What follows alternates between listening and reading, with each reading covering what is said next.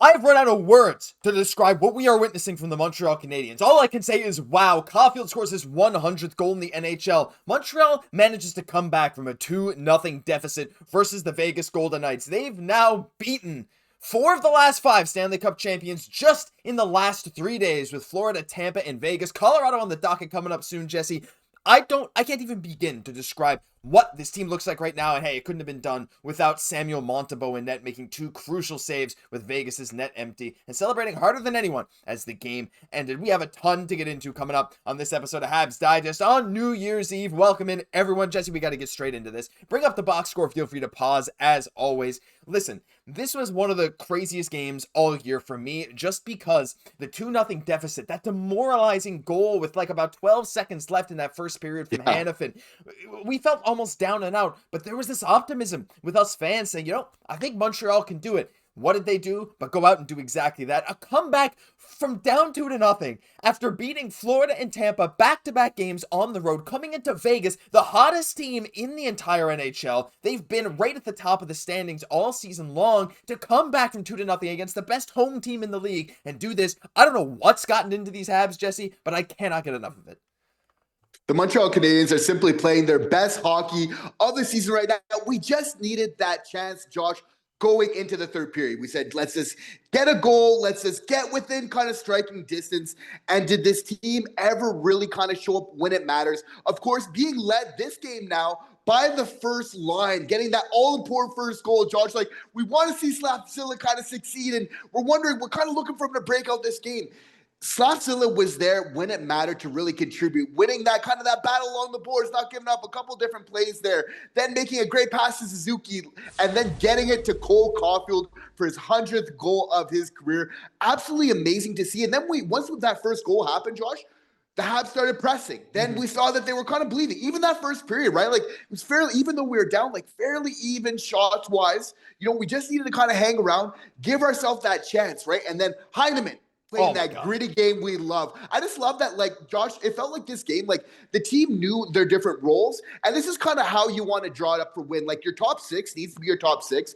The first line's getting goal with Caufieldn, and then Dach on that second line kind of contributing there. But our bottom 6, once again, with Heineman playing that gritty game we know and love, is there to kind of get a goal. Like, your bottom 6 is there to support, but your top 6 is doing what they need to get in those 2 goals in this game to help us get this W. I mean, there is a lot to love of what we're really building on right now in Montreal. It's insane. And like Marty said after the last win, it's like everyone is kind of falling into their role. Everyone has their niche and they're doing it well. I mean, look, it's no coincidence that right now they're 6-1-0 in their last 7 games. They're 3 points as of the recording of this video out of a wild card spot. Ottawa plays on Thursday, and if they lose to Dallas, then they'll play the same amount of games, 0 games in hand, and they'll be only 3 points out. Montreal 17-17-3 with a 500 points percentage now. NHL Watcher, even on Twitter, Habs from their 3rd straight in a row in Vegas. They're 6-1-0 in their last 7. I smell a wild card spot. Don't know if I'll go that far quite yet, but we're definitely sniffing it at the very least.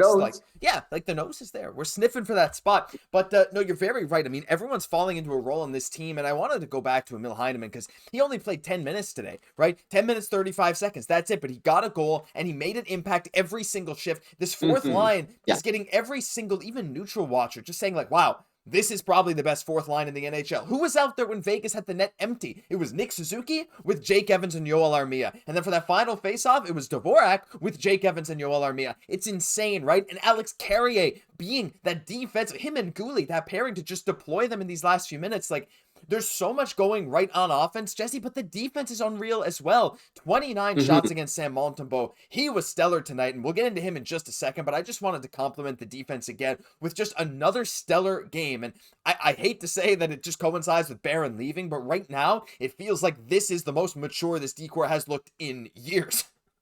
Because we're knowing how to play with the lead right now, which is just a completely stark difference, night and day difference between earlier on this season. We were a young team. We got the lead, but we didn't quite know. And then before you know it, we're allowing a couple quick goals kind of the other way. So this is the second game now where we're not just getting on our heels once we have the lead. We're still playing smart hockey, but knowing when you have to press it, because if you don't force the issue against good teams, that's going to end up biting you. Another thing from last game is that this is the second game in a row where we're behind.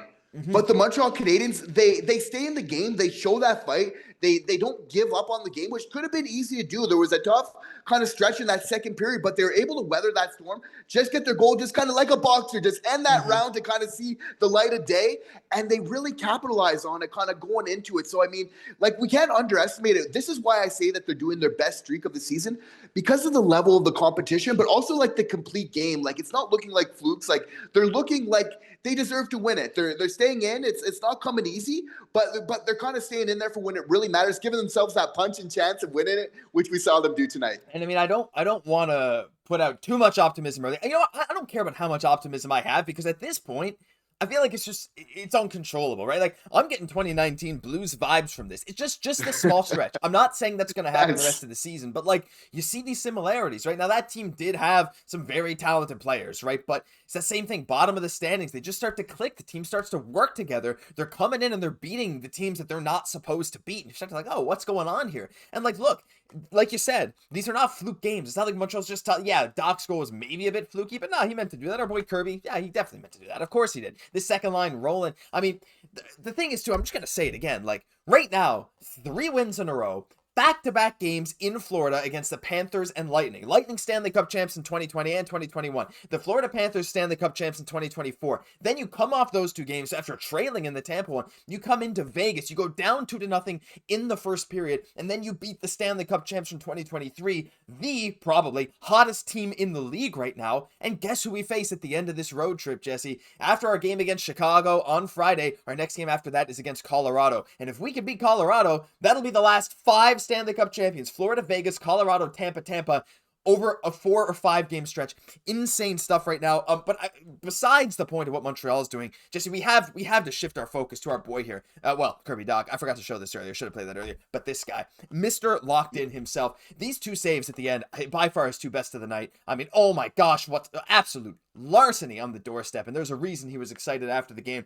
This guy is locked in right now, Jesse, and after Jakub Dobeš's amazing start, you got this great feeling right now that the goaltending and the team is in a great position. If Monty keeps playing like this, like he has over the past, I would even say 2-3 weeks, and if Dobeš can even be like an NHL average level backup, you start to see these pieces falling together even more than we would have anticipated. Like, I'd like to ask you, Josh, and also our viewers as well, did Samuel Montembeault outduel Adin Hill in this game? Yes. There's some big implications. And we just saw he had a big outing against, the head coach coming up for Team Canada. Like, Samuel Montembeault is putting a strong body of work together when it really matters, showing that he did deserve that nomination. And it's kind of looking right now like he's got as good of a chance as anybody to really be the starter. Like, he looked so quick in net tonight. There was a big save for me that really stood out in particular, Josh. That was on that penalty kill in that first period. We know in that second period, we know the Montreal Canadiens didn't get any power plays. Yep. Vegas, they had their chance. Very good power play. Tough team to beat at home. Not only did Samuel Montembeault make the save, but he was there ahead of time. Just lightning quick, looking so good, looking so confident right now, which I think is a big thing just with this team. And again, we're looking at, like, what's the turning point with this team right now? And obviously, like, Laine's into it. Montembeault's been stepping up his game, Carrier. But, like, it has to go back to Laine, right? Because we're playing some good hockey even before Carrier kind of came over. He kind of accentuated that a little bit. I would say, like, not always Laine, like, helping by what he brings to this team. Phenomenal goal scoring, always a threat on that power play. Yes, sir. But it's also the, kind of that swag that he brings to his teammates, to Kirby as well. Like, for Kirby, I thought it was the biggest thing, like, this whole time, just his confidence. That's all he needs. He needs his shades, kind of getting that rock star mode like we know that Patrick Laine brings. And, and the goals will kind of come. So I think that that's kind of a big effect on what we're seeing from Dach, which is just a revelation, which this team needed so very badly. There's so many things going right as we're going to get back here. I just love it.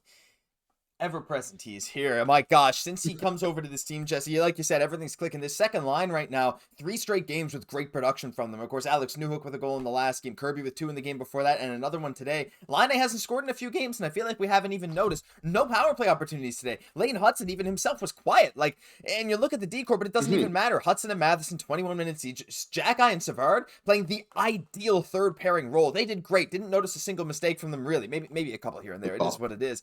But Carrier and and Guhle being those go-to guys, leading the team in time on ice. They both outdid Mike Matheson today for good reason. When Montreal needed some shutdown, that's the pairing they went to, and it worked to perfection. There's so much more we could talk about in this episode, but I want to hear from the fans. We only have a certain amount of time. Let us know your thoughts on what's going on down below. We got Chicago coming up next. We got Colorado after that. This historically difficult road trip, one that the Habs have historically done very bad on, is off to the hottest start I can ever remember, beating three of the best teams in the world. And you just got this underlying sense of optimism, Jesse, for not just this year, but for the many years to come. That'll do it for this episode of Habs Digest. If you enjoyed, leave a like, comment, subscribe down below. It's completely free. We have daily Habs content. You guys subscribed like crazy yesterday, and we really, really appreciate it. I'm Josh Gosse, my co-host, Jesse Poirier. We'll catch you in the next one.